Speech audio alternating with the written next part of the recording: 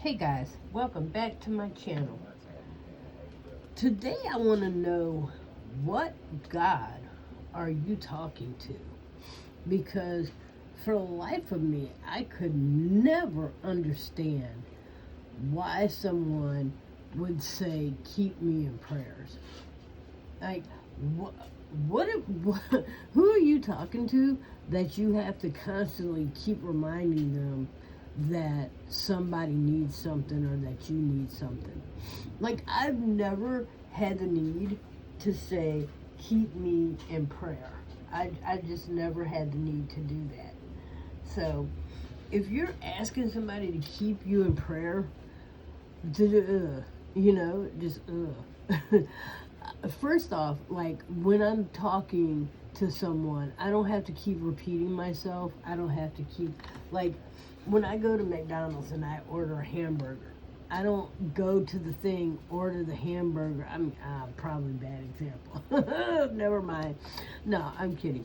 Like, you don't get there and go, I'll have a cheeseburger. Cheeseburger. Cheeseburger. I'm going to do a cheeseburger. Hey, don't forget I'm waiting on that cheeseburger. El Cheeseburgo. It's like, and then on your way out, you're not like, hey, don't forget I had that cheeseburger. You don't come back a half hour later going, hey, don't forget I had that cheeseburger.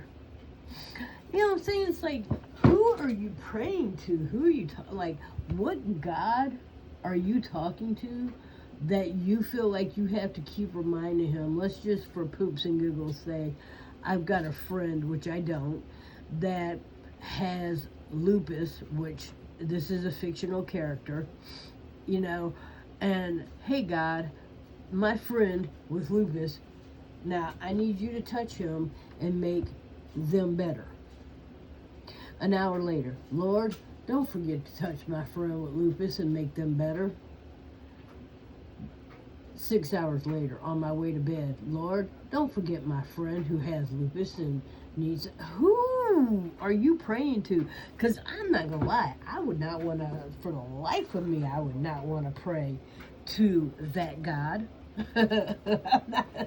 I'm not even trying to be funny. I mean, I'm serious as all get up. Like, I would not even remotely want to pray to that God. I'm not even trying to be funny. I would not want to pray to a God that is a man. Like, come on, girls. Now, I'm being funny and facetious, but, it's like, when you gotta tell a guy 100 times to take out the trash, do you really want to be talking to a God? Like, he is not a man that he should lie, nor is he a man that he should change his mind, according to the Bible, right? So that being said, why on earth are you keeping me in prayer? Please don't keep me in prayer, because if you're keeping me in prayer, you are talking to a God of, you're talking to a God of, I don't know. Because honestly, the only time you have to keep reminding somebody of something is because they forgot. You know what I'm saying? It's like, and what universe do you think God forgot to make the sun, or forgot to make the earth, or forgot to make the trees, or forgot, you know what I'm saying? Like, what in your mind makes you have a reminder session with God? I've never had the need to have a reminder session. Like, if somebody asks me to pray for them, yes, I will. No problem. Because we are to pray for one another. But at no point am I going to keep you in prayer. Because I will forget about your needs, and I will forget, I ain't gonna lie, I will forget to keep you in prayer. I will forget that you asked me to pray for you eventually. I mean, when you say keep me in prayer, like, what does that mean? like indefinite. Like, you want me to keep reminding God to fix you because you don't plan on getting fixed. I mean, because if you go to somebody and, hey, keep me in prayer, for how long? You know what I'm saying? For how long? And then, at what point do you sit back and wait? At what point, I'm not going to keep doing this. At some point, it's like, I don't want to say give up, but it's almost like, at what point do you stop nagging God? At what point do you just shut up and wait? And like, we're not supposed to wait for an answer, because at no point and ever in the Bible did someone come to God for a healing and he said, okay, well, how about you come back at, on the 10th at 10 o'clock and I got you. No, he didn't. See, here's the thing. He already went to the cross for us. Jesus already went to the cross for us. He's not coming back to take another stripe on his back for your whatever. And I'm not going to start naming off shit, because I'm not going to pull stuff out of thin air into, whatever. But there, at no point do you have to remind God that you need anything. At no point. At no point does he need a reminder. That being said, he does love it when you conversate with him like I'm conversating with you. Maybe if you just quit going to him only when you have a want or a need. I mean, how would you feel if the only time your son or daughter or spouse or mother or cousin or auntie or best friend, how would you feel if the only time they ever talked to you was when they wanted or needed something? And then the rest of the time you never heard from them. Like you didn't. You just didn't hear from them. I mean, how would you feel about that? And then you hear from them once in a while and it's always, I need, I want, I don't feel good, fix me, heal me, why didn't you do this? Why didn't you do that? It's like, at what point are you coming and saying, hey God, thank you that I had the ability to eat today. Thank you that I was strong enough to go earn some money today. Thank you that you provided a way for me to get to where I needed to be today. At what point have you ever just came and said, Lord, show me what you want me to know. Show me what you want me to do. Show me what I need to be doing, where I need to be going, what I need to be saying, what I need to be thinking. Because the Lord is not going to come and invade your space like the final frontier.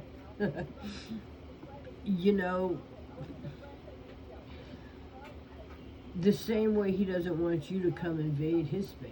The same way he does not want you treating him like he is a lost cause. He doesn't treat you like a lost cause. He doesn't want you treating him like he's a lost cause. Like, the only time you're good for anything is when I want, need, it's broken, I'm reminding you. I can't imagine you would be happy with one of your kids treating you that way. I can't imagine,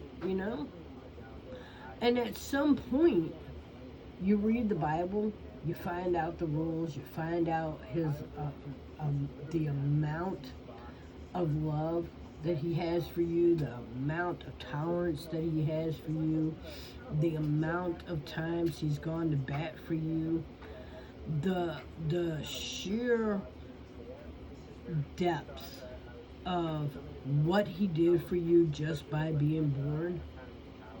He left the holies of holies and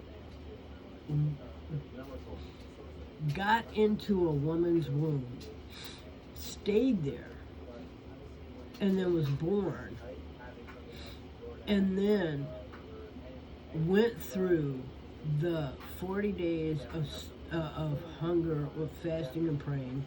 And when I tell you he fasts like we would never be able to do, because we would die. He supernaturally endured no food, no water for 40 days and 40 nights. Now, physically, we cannot endure 2 weeks without water or food, let alone 2 months or a month and a half, dang near 2 months. Okay, so and for some reason you're under the impression this is the person you have to remind that you or your friend is in need of something, right? And so then, it's like, hey God, it's me again. Don't forget, I have a friend that has El Lupus. And it's like, dude, at what point does God just need to reach down, tap you on the back of the head and be like, shut up about your friend, because I've touched your friend and they just won't accept it. I've healed your friend and they keep looking for what I healed them of. So your friend had lupus, I healed them of it, they keep going back trying to find it. I had the doctor they were going to tell them that it's a done deal. It's a done deal. They don't have it, but they keep going back because they miss it. So stop telling me about it, because not only have I already done it and they want it back, but now you're getting on my nerves too. It's like, at what point do you need to hear this from God? Because I've literally had friends come to me and said to me, look, I've got A, B, and C wrong with me. Can you pray for me? Sure. I know, no problem. I don't sit there and, oh, Lord, da, da. Nah, I talk to my Father like I talk to you. Hey, God, hey, Father. So, this, that, the other, another, and another. Yeah.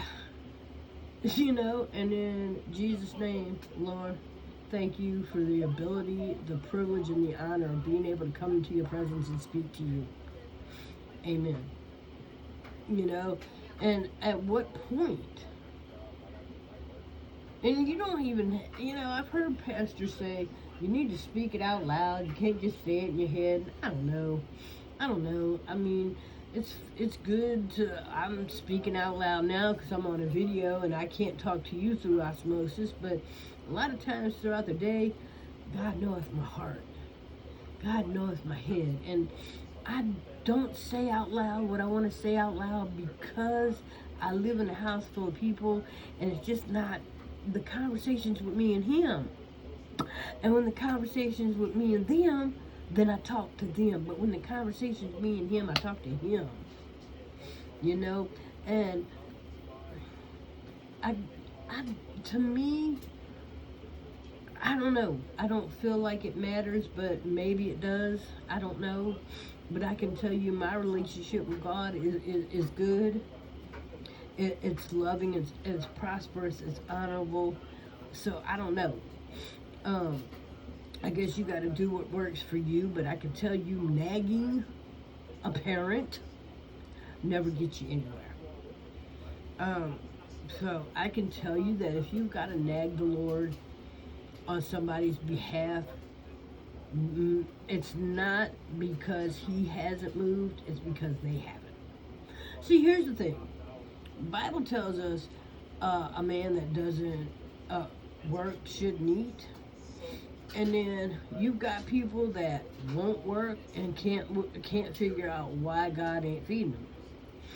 You know, because they think begging is a form of working, and it's like no. And so, well, God never done nothing for me. Well, here's the thing, okay? Think about it like this. Your child, 18, 19 years old, in your house, not doing a damn thing, but you go to work every day. You go to work, you come home, you pay your bills, you put grocery in the refrigerator, and every time you come home, the food you put in the refrigerator is gone. It's El Gonzo. Why? Because the 18, 19-year-old child that's sitting on a behind all day, not doing a damn thing while you at work, has done ate up your groceries. And so, you know what that means? That means they ate, but they didn't work. And you worked, and you didn't eat. So here, I said that to say this. If God gives you the ability to work, then you need to be working. Because if you're not raising a lazy child, why in the world would God want lazy children? Think about that for a minute. Why in the world would God want to keep putting food in your refrigerator for you to eat, and then you're not getting off your lazy behind to do anything with the energy that the food is giving you? And you just keep coming back to the refrigerator looking for more, like it's supposed to magically be refilled. But here's the thing. Your temple, your body, is constantly filled with health. It's constantly filled with energy. It's constantly filled with the ability to walk, talk, move, and do something. I don't care if you have to go shovel dog poop. I don't care if you go collect cans and turn them in. I mean, I don't know if that's still a thing, but it used to be, and I'm sure that it may not be worth what it used to be, but I'm sure it's worth something. I'm sure that there is something that you can do to go earn money. So if you're not earning money, if you're out here doing nothing, and you're eating off of society, then don't get mad when society shakes you off. And so when I tell you that you don't have to keep nagging God for stuff that He's giving you the ability to get for yourself. What God are you praying to when you sit there and go, God, why didn't you feed me today? And God I gave you the ability to go get food. I gave you the health. I gave you the place. I mean, because you know in your heart where you can go get a job. You know in your heart how to get to that place. You know in your heart that if you go to McDonald's and fill out an application, they would hire you. You know if you go to Pizza Hut, they'll hire you. You know if you go to Wingstop, they'll hire you. You know good and darn well if you go over there to Subway, they will hire you. But you're too lazy. You too cute. You too good. And then the funny part is that you hungry, God is trying to send you to a place that will give you free food while you work. A lot of the places that I just named, if you are on the clock, they will feed you. And a lot of times when the Ubers don't come for the delivery, they let the workers have that food. And if you accidentally put cheese on a hamburger that was supposed to not be a cheeseburger, they let you have that food because they would like to see it get eaten rather than thrown away. So God is trying to send you somewhere where not only you could eat, but you could get money, but you don't want to go because you're too lazy, because you're too busy nagging Him for food that He's already tried to give you. Again, what God are you talking to? You know, you keep asking God to heal Maria, and Maria ain't asking God, keep me in prayer. Okay, Maria wants you to pray for her, but she ain't praying for herself. She ain't doing anything to make herself better. She ain't doing anything to claim the healing. She ain't doing anything to be about the healing. And yet she wants you to do it. And then when you do it, she ain't receiving it. So I don't know what to tell you. Because again, it comes back to what God are you talking to? Make that make sense, guys. Make it make sense. So when I tell you, when people say keep me in prayer, I let them know straight up, and I ain't rude about it. I'll pray for you. That's not a yes. That's not a no. That's a I'ma pray for you. When they say keep me in prayer, I don't go okay. Nah. When they say keep me in prayer, I'll pray for you. A lot of times I don't even say I'll pray for you, because people need to get in the habit, and I've said this before, of saying I'll talk to my Father. A lot of times when someone says keep me in prayer or pray for me, okay, I'll talk to the Father for you or about you.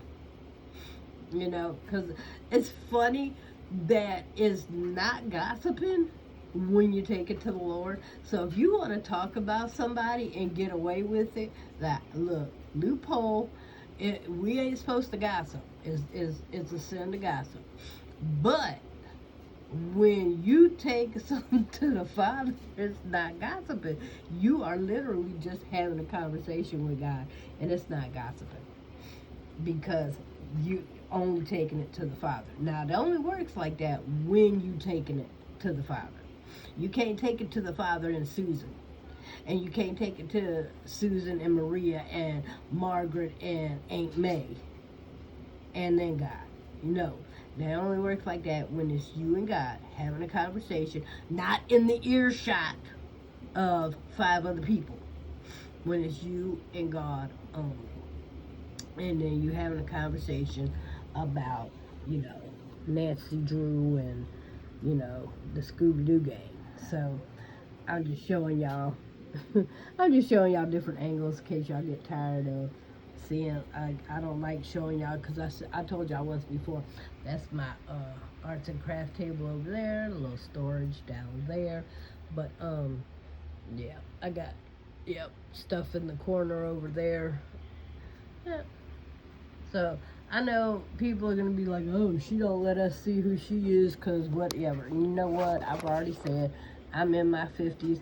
I don't have teeth. Blah blah yada yada. If you on my channel just to make fun of somebody, talk about something, you need God more than I do. But anyway, that's neither here nor there. I want to know who you're talking to, and that I want to know who you're talking to and why you feel like you have to nag them if you believe you're talking to the one true God who created the universe and every minute microorganism. I